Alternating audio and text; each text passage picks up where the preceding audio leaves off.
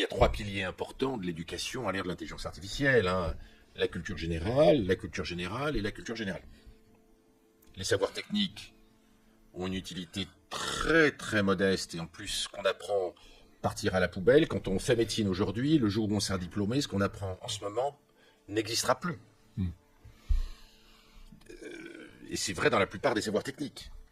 Donc je pense qu'à l'ère de l'IA, se battre sur des savoirs techniques étroits est une erreur. Je pense qu'il faut être le plus généraliste possible, le plus holistique et donc avoir beaucoup de culture générale. Mais la culture générale, c'est pas simple. De faire lire les enfants, de parler de ce qu'ils ont lu, de parler de l'actualité à table, qui est le moment où on peut beaucoup apprendre de choses à ces gamins, c'est compliqué. Alors les enfants de l'élite sont abreuvés de choses nouvelles au déjeuner et au dîner avec papa et maman. C'est moins le cas dans les classes moyennes et dans les classes populaires, hein. Mais si on est quelqu'un des classes moyennes, je ne parle pas de l'élite qui a toujours éduqué ses enfants et formé ses enfants avec beaucoup d'énergie et beaucoup d'efficacité.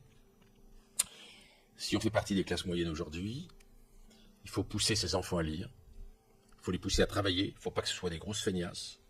Il faut les pousser à mettre en relation les éléments, donc avoir une pensée transversale, holistique, multidisciplinaire, à développer l'esprit critique. Puis il faut leur parler. Chaque repas avec les enfants doit être un repas où on parle de choses intellectuelles. Il ne faut pas parler de choses domestiques. Il ne faut pas parler de la réparation du vélo. Il faut parler de choses intellectuelles. Il faut former les enfants. Et le repas est le moment essentiel où on transmet cet amour de la compréhension du monde, cet amour de la culture, etc. Et même quand on est issu d'un milieu où on ne lit pas beaucoup, il faut pousser ses enfants à beaucoup lire.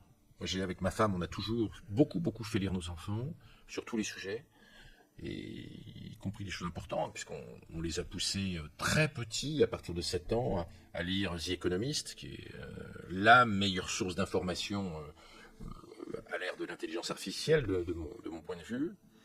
Mais c'est pas si simple que ça. The Economist avant 10 ans, c'est raide un petit peu. Ouais, mais ça a plutôt pas trop mal marché. J'imagine.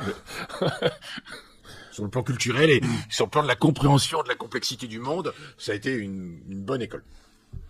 Donc voilà ce qu'on peut faire pour ces gamins.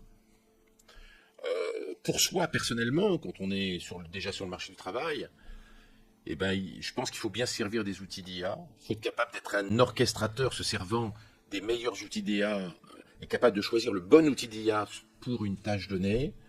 Il faut se former, il faut lire. Il faut beaucoup lire. Il faut comprendre le monde. Le monde va énormément bouger. Le tsunami technologique va s'accompagner de plein de phénomènes géopolitiques, juridiques, sociétaux, bordéliques. Et il faut bien comprendre le monde.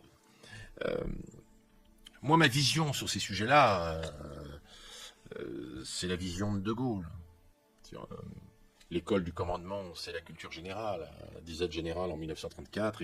Et je crois qu'il avait vraiment tout résumé quand il disait derrière chaque victoire d'Alexandre le Grand, il y a toujours Aristote, qui était son précepteur particulier. Et je crois que 2300 ans après le couple Aristote-Alexandre le Grand, la culture générale est toujours aussi importante pour avoir des responsabilités dans l'entreprise, pour avoir un métier intéressant et pour ne pas être dépassé par l'intelligence artificielle. Apprendre un savoir technique supplémentaire aujourd'hui ne sert à rien.